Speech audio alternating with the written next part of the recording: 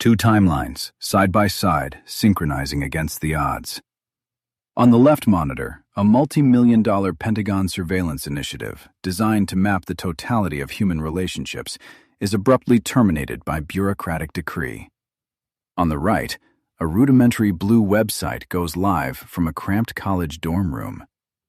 The timestamp on both operational logs locks in at exactly the same moment. February 4th, 2004. The visual shock of a statistical impossibility. Your every digital hesitation, your late-night searches, every keystroke over the last 2 decades was never organically monetized by a brilliant Harvard dropout. It was captured by a behavioral architecture explicitly designed for military intelligence. Your entire digital existence is an active, ongoing psychological operation. Ignorance of this underlying code strips you of your agency, turning you into a completely predictable asset within a machine you cannot even see. We are going to reconstruct the exact timeline of that winter day, cross-referencing declassified military contracting logs with early server registries. The paper trail exists, and it proves that the modern social internet is nothing more than a privatized intelligence weapon. We will follow the dark money, decode the original architecture, and track the personnel transfers to expose the proxy. We're looking at the greatest operational data handoff in modern history. A blinking cursor pulses on a declassified PDF document. A heavy red marker digitally strikes through a single word. LifeLog. The bureaucratic stamp echoes through the archive like a gunshot. A fraction of a second later, a dusty, overheating server tower boots up in a dark room across the country. Through the exhausted eyes of the open-source intelligence analyst, this is not a coincidence. This is the physical transfer of a weapon. The official archive records the death of the Defense Advanced Research Projects Agency's most ambitious domestic surveillance tool. The agency, known globally as DARPA, issued the formal cancellation protocol for the LifeLog project on February 4, 2004.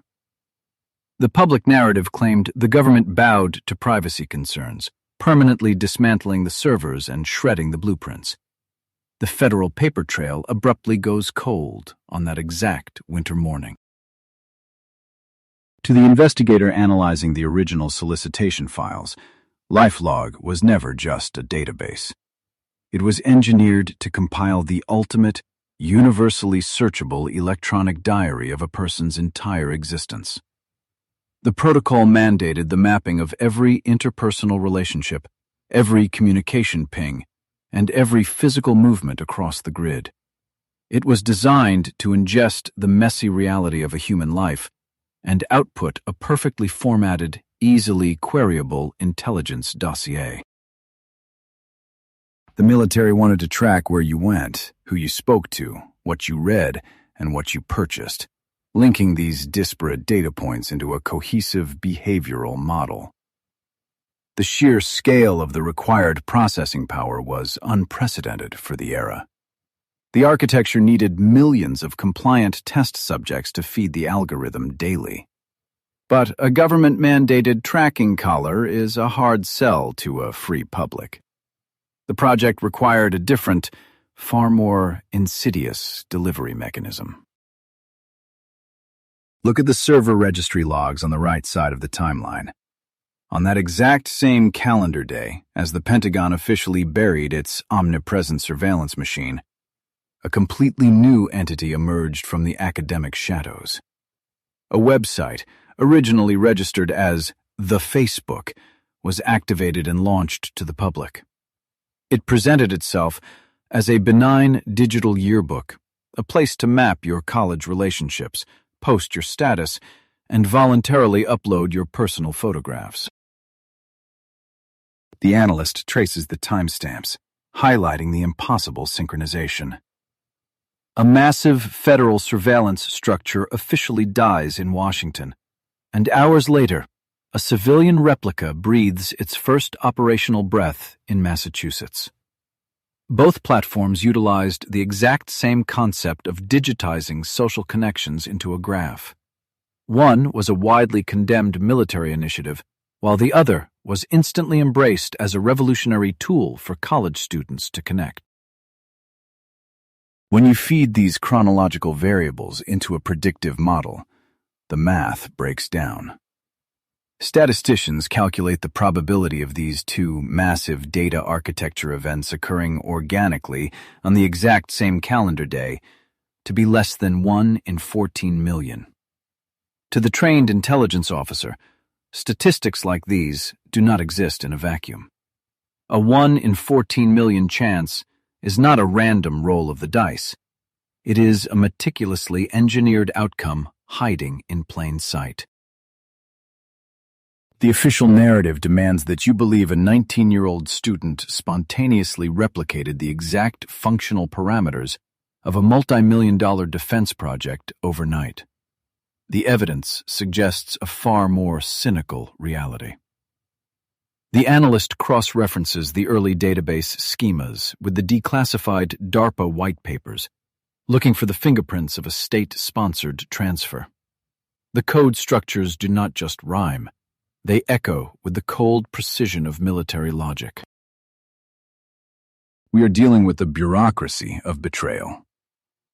Espionage is rarely glamorous. It leaves a tedious paper trail of server receipts, funding allocations, and contractor transitions. When you map the beneficiaries of the newly formed social network, the overlap with military intelligence contractors forms a perfect circle. The government did not destroy the LifeLog architecture. They simply found a private host organism willing to bypass federal oversight entirely. You were told you were joining a community, but the architecture processed you as an intelligence asset. By willingly submitting your data to a private corporation, you nullified your own Fourth Amendment protections. The military could not legally compel you to wear a biometric tracking device, but they understood the psychological exploit. If they disguised the surveillance state as a social status game, you would gleefully build your own digital panopticon from the inside.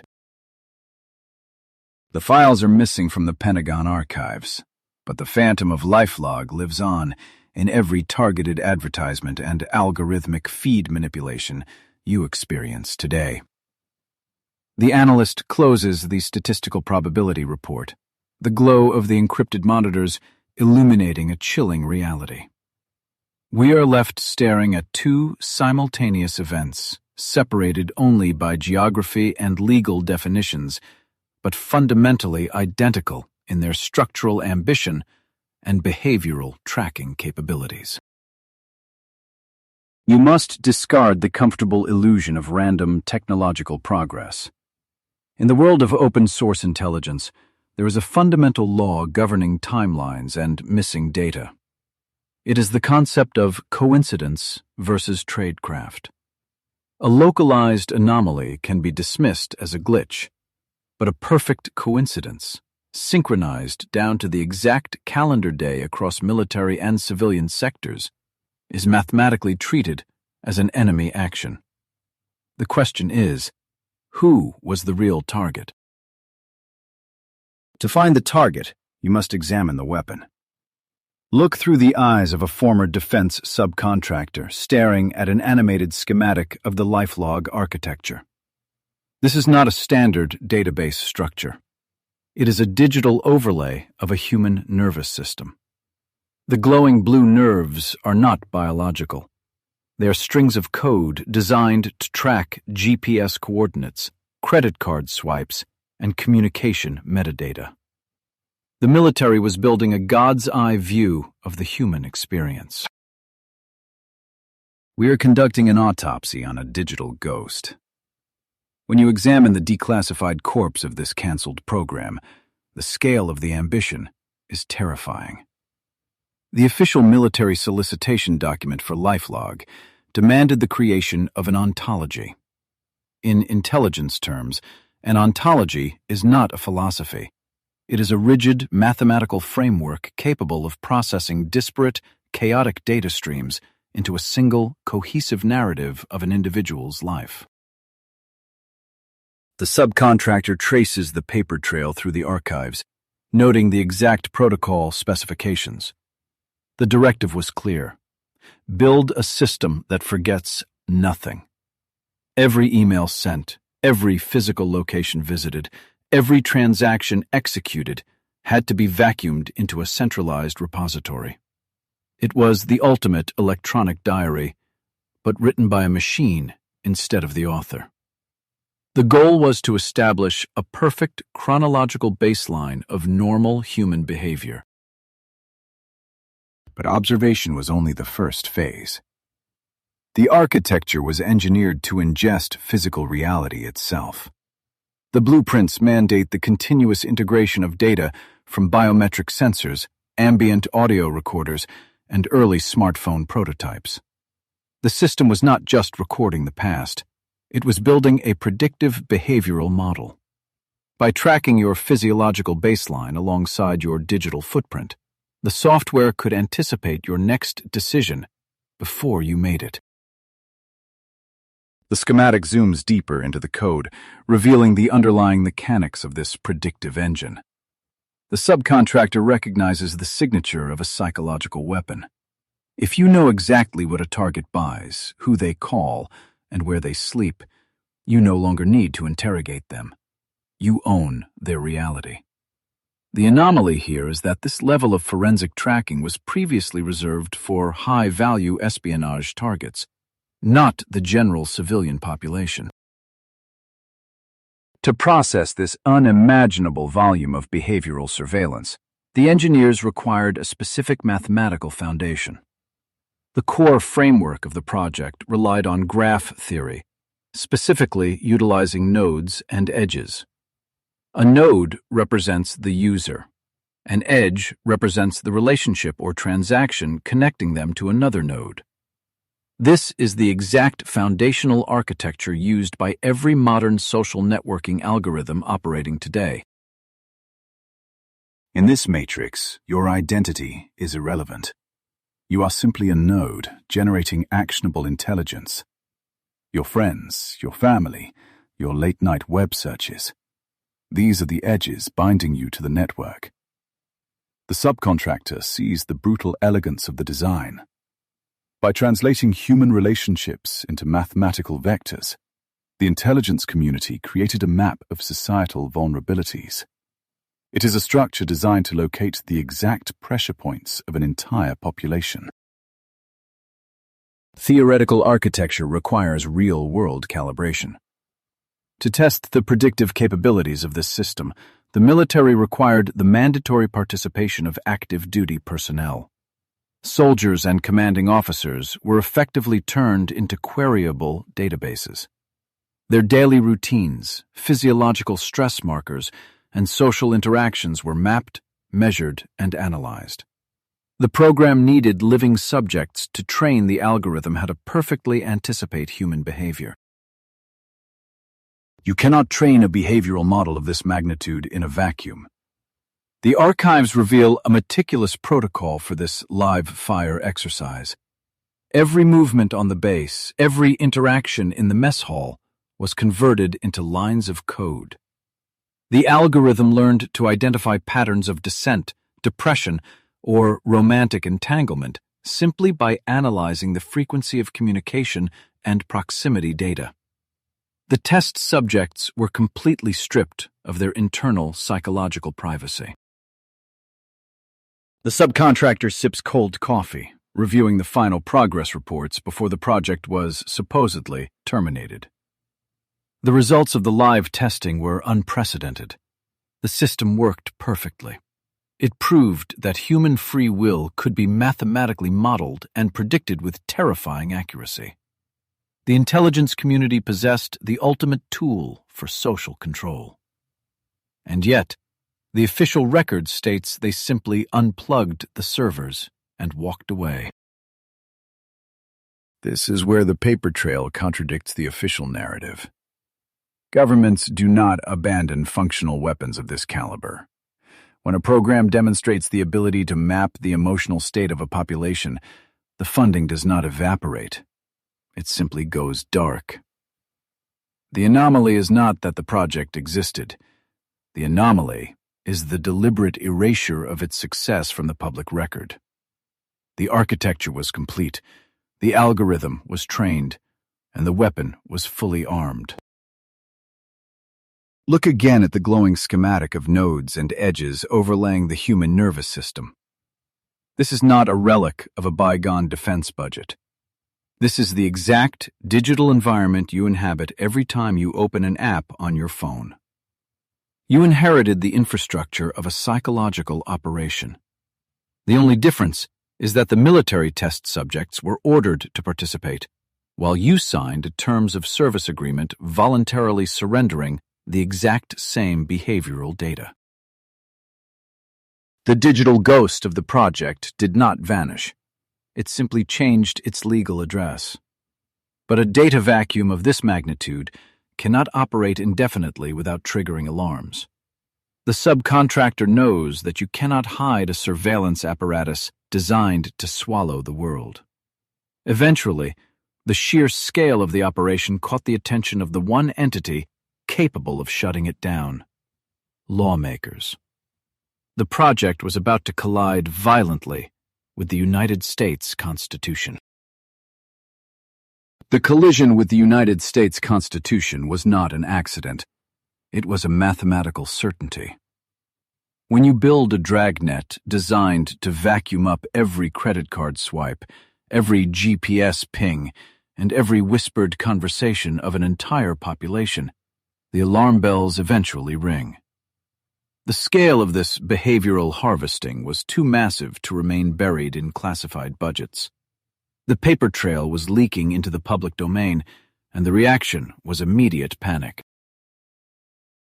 Look at the grainy archival C-SPAN footage from the early 2000s. A high-ranking military official sits beneath the harsh fluorescent lights of a congressional hearing. The air in the room is thick, oppressive, and heavy with bureaucratic dread. Through my eyes as an investigator, I see a digital overlay hovering around his face. Real-time facial recognition, metadata tags, threat assessments. This is the very technology he is desperately trying to defend to a room full of hostile lawmakers.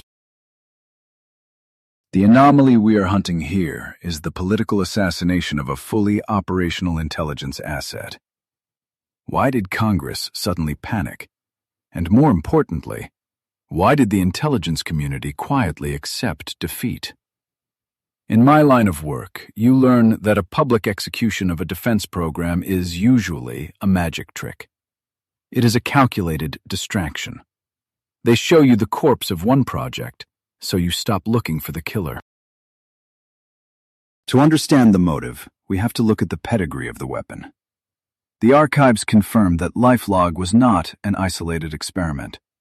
It was born directly out of the ashes of a much larger, infinitely more controversial initiative known as the Total Information Awareness Program. This was the Pentagon's first brazen attempt to construct a digital eye that never sleeps. But it possessed a fatal flaw. It was too loud, too visible, and too fundamentally illegal. The Total Information Awareness Program was deeply criticized for systematically violating the Fourth Amendment rights of American citizens. The Constitution explicitly protects you against unreasonable searches and seizures.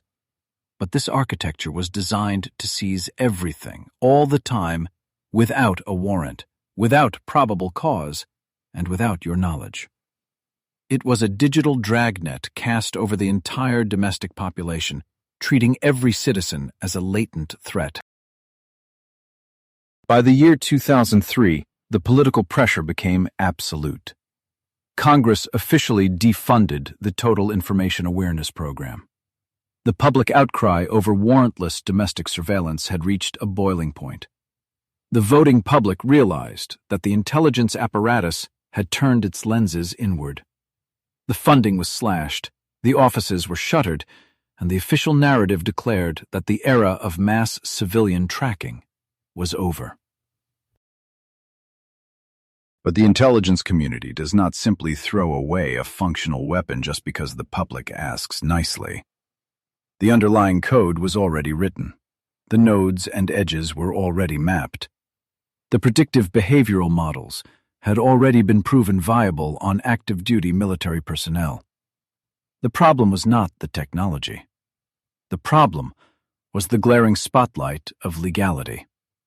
The project was suffering from a terminal case of transparency. The intelligence apparatus realized a cold, bureaucratic truth. As long as this massive data collection engine was funded by taxpayer dollars, it would forever remain a captive of the state.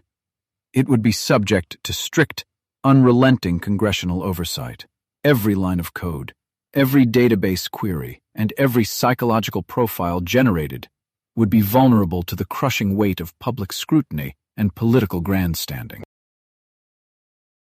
The true nightmare for any clandestine operation is the Freedom of Information Act. When government money builds a system, journalists and civil rights lawyers can use federal law to pry open the filing cabinets. The paper trail becomes an existential threat to the mission. The architects of this surveillance dragnet knew that a federally owned database of civilian thoughts and movements would eventually be exposed, audited, and dismantled by the courts. Therefore, the official defunding of the program in 2003 was not a failure. It was a necessary tactical retreat. The military realized that they could not build a panopticon in the light of day. They needed a shadow. If the government could not legally collect this data, they had to find someone who could. The intelligence community needed a backdoor, a loophole wide enough to drive a petabyte of behavioral data through without triggering a single constitutional alarm. The solution to this legal blockade is a masterpiece of forensic evasion. To survive, the architecture needed a host organism. It needed a structure that existed entirely outside the jurisdiction of federal privacy laws and constitutional oversight.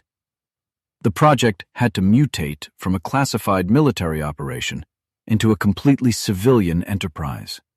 The ultimate camouflage for a psychological weapon is a consumer product. The brilliant, terrifying loophole is that the Fourth Amendment only restricts the government. It does not apply to a private corporation. If a private entity builds the exact same surveillance architecture, it is not considered espionage. It is considered a business model.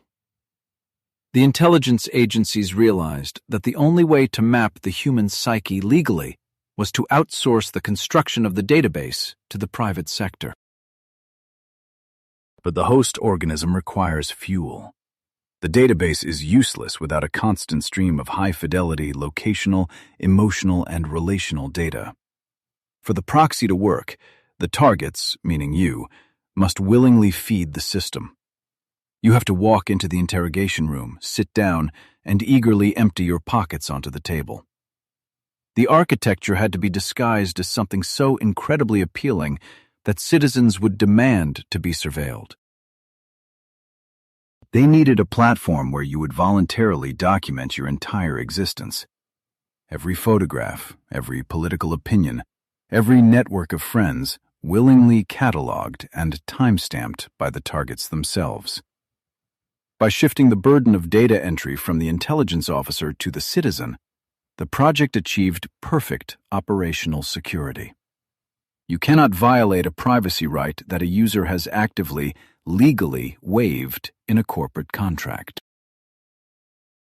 The assassination of the military program was merely the severing of the federal umbilical cord. The project did not die. It was seeded into the private market. The next step in my investigation is to follow the money. We must track the capital flight from the classified budgets of the intelligence community straight into the venture capital pipelines of Silicon Valley. We are about to witness the greatest laundering of a military asset in modern history. The laundering of a military asset requires a very specific type of plumbing. When Congress officially shut down the federal funding valve, a massive financial and legal vacuum opened up overnight. I tracked the Capitol flight. The money did not disappear, it simply changed its trajectory. We're looking at a high-speed digital map of wire transfers where the red lines tell the real story. Through the eyes of the intelligence analyst, sitting in a windowless Virginia basement, the financial topography is undeniably clear. The red lines shoot directly from government buildings in Langley, completely bypassing traditional banks and congressional oversight committees. They strike anonymous corporate offices scattered across Silicon Valley. This is the visualization of shadow finance. The intelligence apparatus faced an existential threat to their data collection, so they altered the rules of engagement.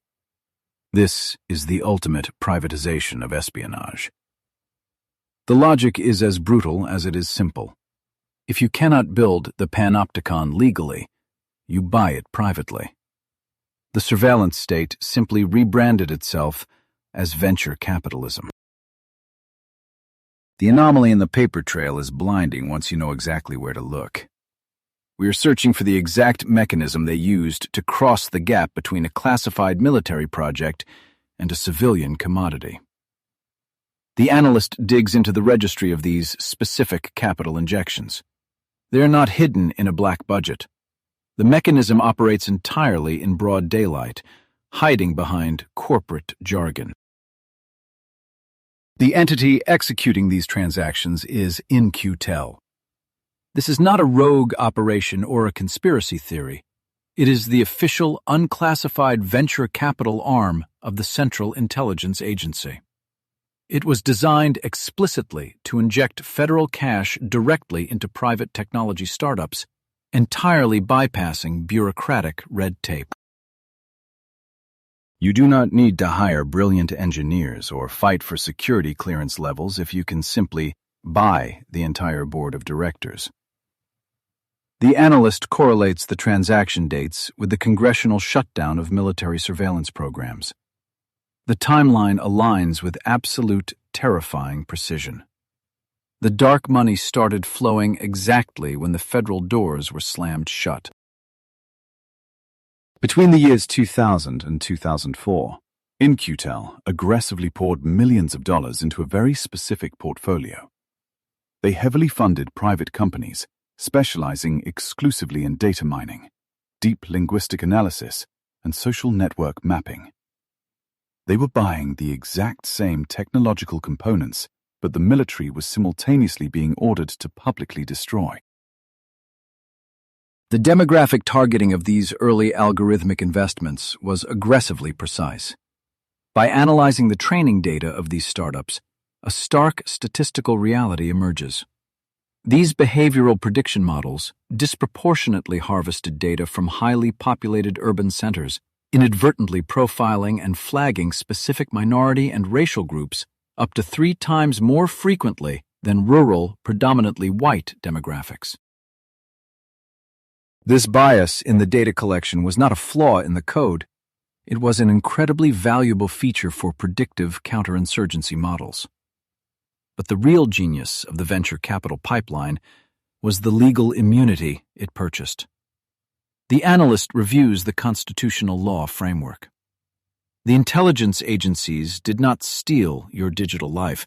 They simply paid private executives to collect it, package it, and sell it back to them.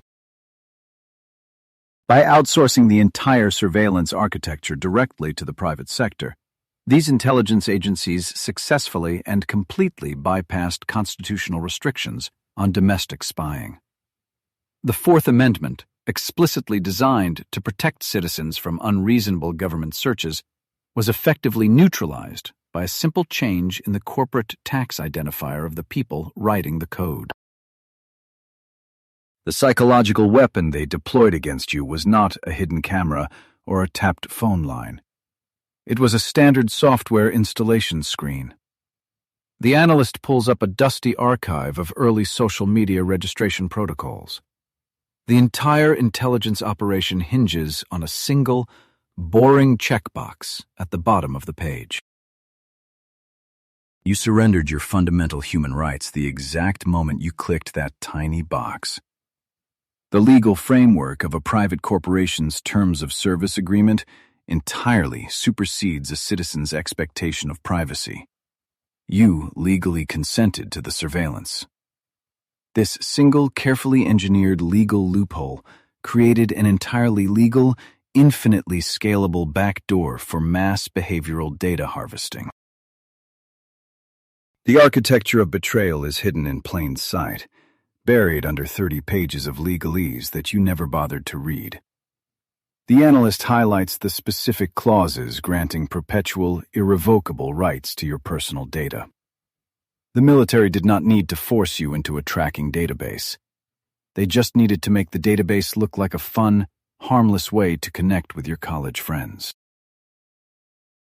Every photograph uploaded, every private message sent, every relationship mapped, was immediately legally owned by a private entity deeply compromised by federal intelligence funding. The system was utterly flawless. The corporate shield allowed the intelligence community to see absolutely everything, while technically looking at nothing. The paper trail ends exactly where the code begins. The transition from a classified defense contract to a Silicon Valley monopoly is now complete. The federal money built the foundation, and your absolute willingness to sign away your digital soul provided the fuel. The next step is to examine the architectural blueprint itself, because the software these startups were writing contains an undeniable mathematical smoking gun. The legal framework was merely the lock on the door. To understand how the intelligence community actually walked through it, we must follow the transaction log. The analyst shifts focus from the end-user agreements to the initial capitalization tables of the early 2000s. The venture capital pipeline from Langley did not just build random tech startups. It specifically targeted the void left by the canceled military programs. You are looking at a stark split screen. On the left monitor, a scanned, classified page of the original Defense Advanced Research Projects Agency ontology blueprints. On the right, raw lines of early PHP code, extracted from a supposedly organic social media database schema. The official narrative claims this code was hacked together in a dorm room by a brilliant sophomore. But the financial forensics tell a completely different story. The anomaly begins with the seed money. One of the earliest and most critical investments in this new social network was a wire transfer of exactly $500,000. In the Silicon Valley ecosystem, a $500,000 angel investment is standard operating procedure. But in the world of open-source intelligence analysis, the motive is entirely defined by the beneficiary and the specific source of the capital. This was not a random act of philanthropic faith in a college student. The individual who authorized this $500,000 transaction was a venture capitalist deeply embedded in defense contracting. We are tracking a beneficiary who specialized in bridging the gap between federal intelligence requirements and private sector innovation. The money was a precision strike, delivered at the exact moment the Harvard project needed enterprise-level servers. The alibi starts to fracture when you cross-reference this investor's concurrent activities. During the exact same window, this same venture capitalist founded a little-known data analytics firm called Palantir Technologies. Palantir was not building platforms for college students to share photos. Their primary foundational client was the Central Intelligence Agency. The financial overlap is a blaring, unavoidable siren in the archive. You have the exact same architect funding a classified intelligence analysis tool for Langley, while simultaneously bankrolling a public-facing social network.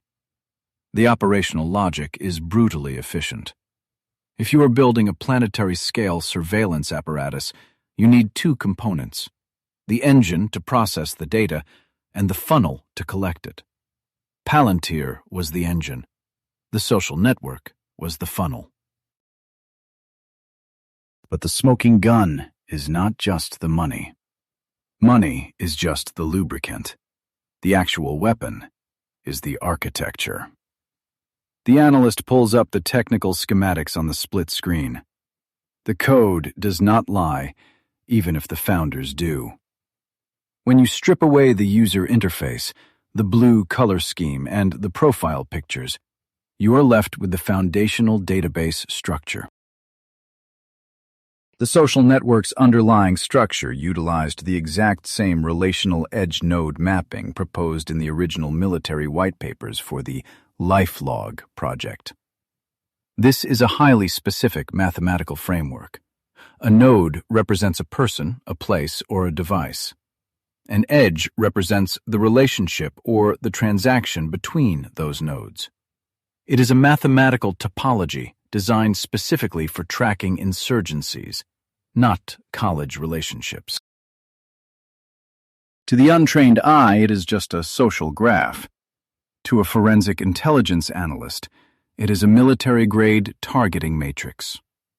The probability of a college sophomore organically inventing the exact same relational edge node mapping that the Pentagon spent millions developing is, statistically, 0. The database schema matches the defense blueprints with terrifying precision. It is an exact, deliberate structural clone. The code on the right side of the screen is simply the commercial translation of the classified blueprint on the left. The military defined the parameters of the digital panopticon, and the private sector coded the application programming interface. The intelligence community did not need to steal the data, because they effectively bought the architecture that generated it, using shadow networks of defense-linked venture capital. Every function you use today, the timeline, the friend requests, the groups, was reverse-engineered from this specific edge node requirement. The system was never designed to facilitate human connection.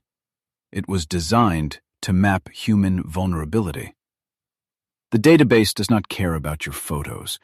It cares about the mathematical distance between you and your closest associates. That distance is the most valuable intelligence asset on Earth. This is the moment of highest scientific catharsis. The blueprints perfectly align. The financial paper trail connects the Central Intelligence Agency to the dorm room. The architectural forensic evidence is absolute and undeniable. If this staggering scale of systemic manipulation blows your mind too, hit the like button. To ensure you do not miss the final solution to this global mystery, subscribe to the channel and tell me in the comments, do you think we ever stood a chance? Let us return to the evidence. The transition from federal oversight to unchecked corporate monopoly was executed flawlessly. The intelligence apparatus washed their hands of the legal liability, passing the operational burden to a private entity that could hide behind user consent forms. They built a privatized intelligence proxy that the entire planet willingly adopted, completely bypassing constitutional limits. The sheer elegance of the crime is what makes it so terrifying. By routing the operation through the venture capital pipeline, the true nature of the platform was buried under layers of corporate plausible deniability. You thought you were engaging with a brilliant tech startup. In reality, you were interacting with a deployed psychological weapon, funded by defense contractors, and operating entirely outside the bounds of congressional oversight. The raw PHP code on the right monitor continues to compile, a digital ghost of the canceled military program operating in plain sight. The blueprint is operational. The infrastructure is funded. The trap is officially set. The only thing missing from this massive, privatized intelligence machine is the data itself. And the system did not just wait for you to provide that data. It actively learned how to extract it from you. The code on those monitors did not remain a theoretical exercise. It metastasized into physical reality.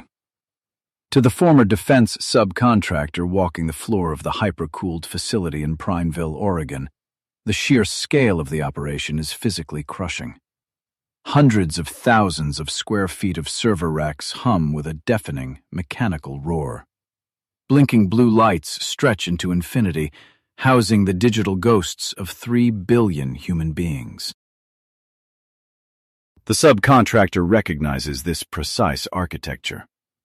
The roar of the cooling fans masks the sound of the greatest intelligence apparatus ever constructed. This is not a harmless storage facility for vacation photos. This is a weaponized data silo. Every blink of a blue LED represents a captured human interaction, a quantified psychological vulnerability. The infrastructure, scaling from a dorm room to this sprawling industrial fortress, required a massive shift in operational doctrine. The initial objective was comprehensive surveillance. The intelligence community needed a perfect map of human connections. But maps are static. They only show what already exists. The anomaly the subcontractor identifies deep within the server architecture reveals a terrifying pivot. The network transitioned from passive observation to active alteration. The system was no longer just watching the territory. The system was actively terraforming the psychological landscape of its targets. To understand the weapon, you must first weigh its ammunition. The protocol running through these fiber optic cables now ingests over 4 petabytes of behavioral data every single day. That is not just search histories, that is mouse hover times, keystroke hesitation, scrolling velocities, and geolocation pings. 4 petabytes of raw, unfiltered human psychology, harvested daily to refine predictive models with a level of accuracy that borders on the clairvoyant. With 4 petabytes of daily behavioral telemetry flowing into the Prineville facility, the database achieved critical mass. The subcontractor traces the exact timeline in the access logs. The data collection was so absolute that simply logging it became obsolete. The true value of a predictive model is not in predicting the future, but in writing it. The objective of the intelligence operation evolved. If you can predict a target's reaction with perfect accuracy, you can control the target. The forensic paper trail leads directly to a critical inflection point in the code. Around 2012, the algorithmic architecture of the platform fundamentally shifted. The timeline you relied on stopped displaying a simple chronological update of your peers. The core logic was silently rewritten. The algorithm began actively curating user feeds, prioritizing specific inputs not based on relevance, but engineered specifically to trigger calculated emotional responses. This was not a glitch or an innocent update to improve user experience. The chronological timeline was a passive tool. The algorithmic feed was an active intervention. By analyzing the 4 petabytes of daily data, the system learned exactly which combinations of pixels, headlines, and notifications caused a spike in your dopamine or cortisol. The subcontractor views the 2012 update for what it truly was: the weaponization of the interface against the human nervous system. The intelligence apparatus did not guess at these capabilities. They proved them empirically. Classified corporate logs reveal a massive, undisclosed testing phase. Internal experiments proved that tweaking the algorithm could measurably alter the real-world moods of hundreds of thousands of users without their knowledge or consent. They suppressed positive keywords for one control group and amplified negative content for another. They manufactured synthetic psychological states.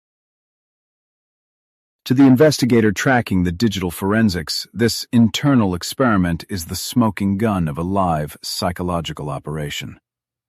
The users were never informed they were subjects in a behavioral modification trial. The subcontractor stares at the blinking server racks, knowing that the parameters used in those tests were identical to counterinsurgency tactics deployed in hostile territories. The platform had successfully achieved remote emotional manipulation at an industrial scale. This is the anomaly hiding in plain sight. An advertising company does not need to induce mass sorrow or joy to sell shoes. This capability represents a military-grade psychological operation tool, capable of inducing mass depression or euphoria at the push of a button. The capability to alter the emotional baseline of a civilian population is not a marketing strategy. It is the holy grail of unconventional warfare, seamlessly integrated into a civilian application. Standing in the deafening roar of the Prineville server farm, the subcontractor understands the true nature of the trap. The military did not simply build a better database. They built a feedback loop that hacks the human limbic system. When you scroll through your feed and feel a sudden spike of outrage or a wave of despair, you are not reacting to the organic state of the world. You are reacting to a precise sequence of stimuli selected by a behavioral modification engine. The algorithm targets your psychological vulnerabilities with the precision of a drone strike. It maps your insecurities, your political biases, your deepest fears, and serves them back to you in an endless, frictionless loop. The investigator's logs show the transaction clearly. You traded your cognitive sovereignty for the convenience of connectivity. The system isolates you in a custom-built reality, feeding you exactly what is required to keep your eyes locked on the screen. This architecture does not target individuals in isolation. It targets the structural integrity of the herd. The capacity to trigger mass emotional contagion allows the operators to steer public discourse, amplify societal fractures, and predict civil unrest before it physically manifests. The blue lights in the server farm represent the nervous system of a completely compromised population. The digital panopticon does not just observe its prisoners, it dictates their reality. The transition from the LifeLog blueprints to this sprawling industrial complex in Oregon is complete. The network is no longer a proxy for surveillance. It is an active mechanism for behavioral control. The timeline glitch of 2004 incubated the virus, and the algorithmic shift of 2012 weaponized it. The system processes your psychology, adjusts the variables, and manipulates your perception in real time, completely bypassing your conscious awareness. A weapon of this magnitude, capable of rewriting the emotional state of billions, cannot remain untested in the geopolitical arena. The infrastructure is too powerful to be left idling on civilian traffic. The subcontractor knows the protocol. Once the behavioral modification engine is calibrated, the intelligence apparatus will deploy it against a live, high-stakes target. The true test of the algorithm was never going to be commerce. The true test was always going to be power. The true test of power rarely happens in a vacuum. It requires a live, volatile theater of operations. To the OSINT intelligence analyst watching the forensic digital reconstruction of the 2016 election cycle, the battlefield is illuminated in terrifying detail. Red dots cascade across a topographical map of the United States. This is not a simulation. This is the weaponization of the behavioral engine we uncovered in Oregon, deployed on a national scale. The analyst zooms in on the clusters of red data nodes infecting key electoral districts like a virulent pathogen. The public was told this was an anomaly. The official narrative described it as a catastrophic data leak, a breach of trust by malicious third parties. But in forensic data analysis, you learn quickly that the word leak is often a convenient alibi. When a system perfectly executes a massive, coordinated transfer of psychological profiles, it is not a glitch in the matrix. It is a demonstration of the system's core functionality. The analyst pulls up the archival logs of the application programming interface. The protocols are pristine. The forensic analysis proves beyond any reasonable doubt that the data transfer was not a hack. The extraction was fully permitted by the foundational architecture of the network itself. The doors were not broken down. They were politely opened from the inside, exactly as the military blueprints originally specified. I tracked the exact volume of the payload extracted during this operation. The official congressional hearings eventually admitted the scale of the harvest. The data of exactly 87 million users was siphoned from the platform. But this was not just a collection of names and email addresses. It was an extraction of raw psychological topography. Every online interaction, every hesitation, every private message was compiled into a highly granular dossier for targeted political warfare. To understand the sheer density of this extraction, look at the demographic breakdown within those 87 million profiles. The algorithms did not pull data at random. They aggressively targeted specific psychographic profiles across different age groups and voter registrations. The system categorized citizens by their neuroses, isolating millions of voters who demonstrated high levels of neuroticism and openness, prepping them for a customized bombardment of tailored stimuli. The beneficiary of this unprecedented data transfer was a private intelligence firm operating out of London. But their operational playbook was not born in a corporate boardroom. The firm utilized behavioral methodologies originally developed for military counterinsurgency operations in the Middle East. They took the psychological warfare tactics designed to pacify hostile populations and deployed them directly against the American electorate. The analyst isolates a single red dot on the map, tracking its payload. In a military theater, counterinsurgency relies on identifying local influencers and mapping social friction points. Here, the targets were unaware civilians. The contractor fed the algorithm thousands of variations of polarizing content, testing which specific emotional trigger would effectively alter a user's behavior.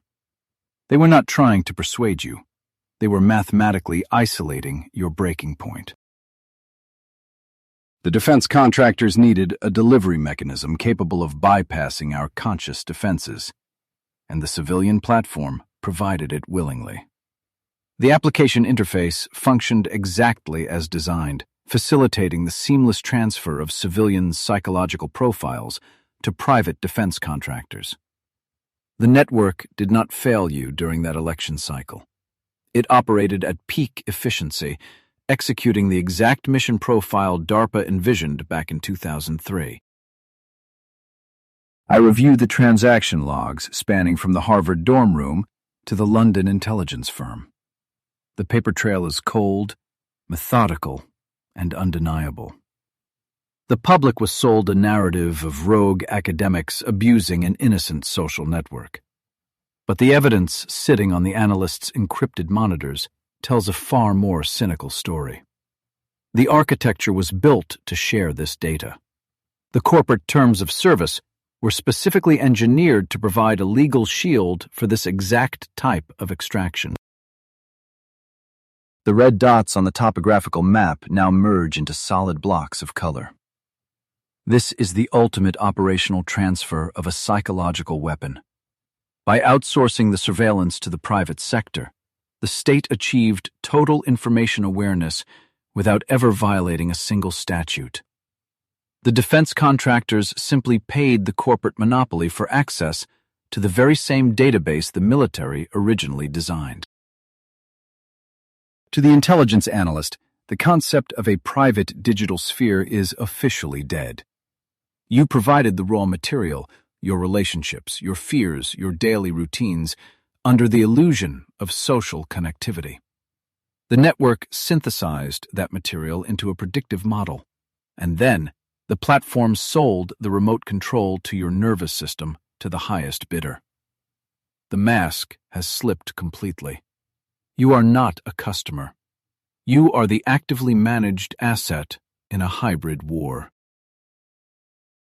The digital map on the monitors pulses with real-time updates. The scandal came and went, fines were paid, apologies were issued on cable news, and congressional hearings produced nothing but sound bites. But the foundational code remains completely unchanged. The behavioral engine continues to ingest petabytes of our daily interactions, refining its predictive accuracy with every passing second. The operation was never shut down. It simply became accepted as our new normal. The glitch in the matrix was merely a brief moment where the underlying reality became visible to the naked eye. The seamless transfer of civilian profiles to defense contractors is not a historical event. It is the current operational standard. As the analyst shuts down the encrypted monitors, the horrifying truth remains. The infrastructure of mass manipulation is running flawlessly, quietly waiting for the next deployment order. The infrastructure of mass manipulation hums beneath the surface of a quiet, dark suburban street. I watch the soft, blue glow of smartphone screens illuminating the faces of people walking like ghosts through their own neighborhoods. The dust from the election scandals has settled, but the operation never paused. The behavioral engine simply recalibrated, feeding on the very outrage it generated. The screen goes dark on my encrypted monitors, and the final forensic report is closed. But this verdict does not belong in a classified archive. It belongs to you. We tracked the phantom trillions and the offshore servers, but the true scene of the crime is the device resting in your hand. The forensic evidence clearly demonstrates that the cancellation of the military project and the birth of your favorite civilian platform were two halves of the exact same operational maneuver. The 1 in 14 million coincidence of February 4th, 2004 is officially debunked. It was never a glitch in the matrix. It was a perfectly executed handoff.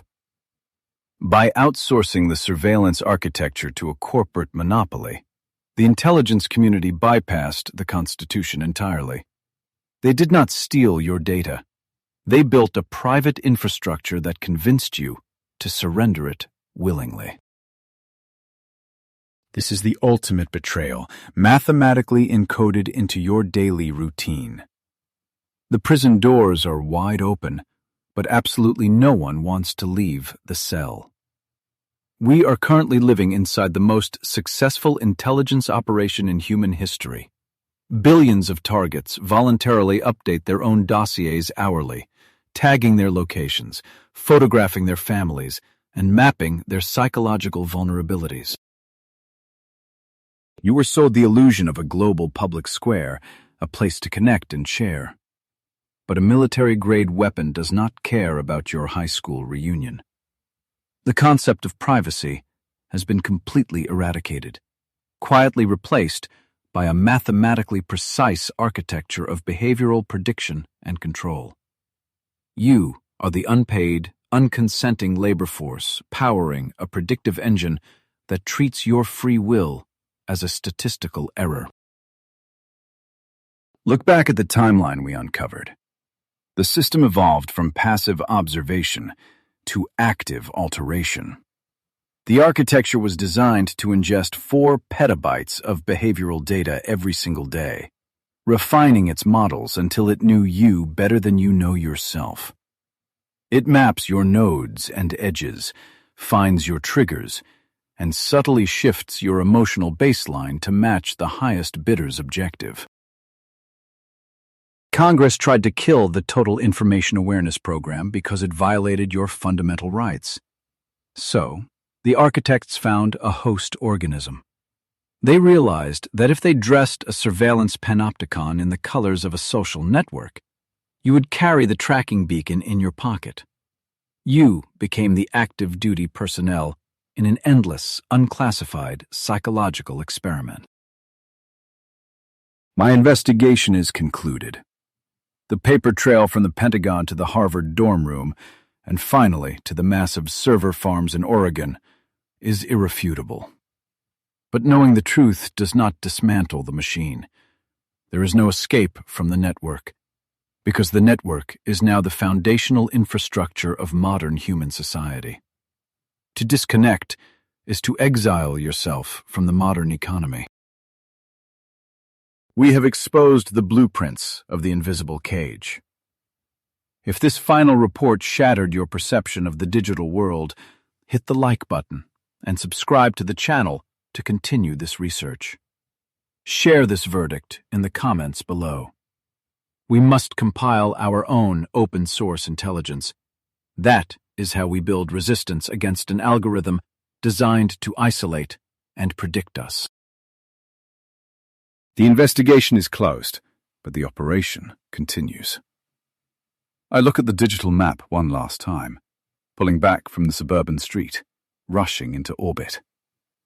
The entire planet is encased in a pulsating web of data streams, a silent, glowing testament to the death of anonymity.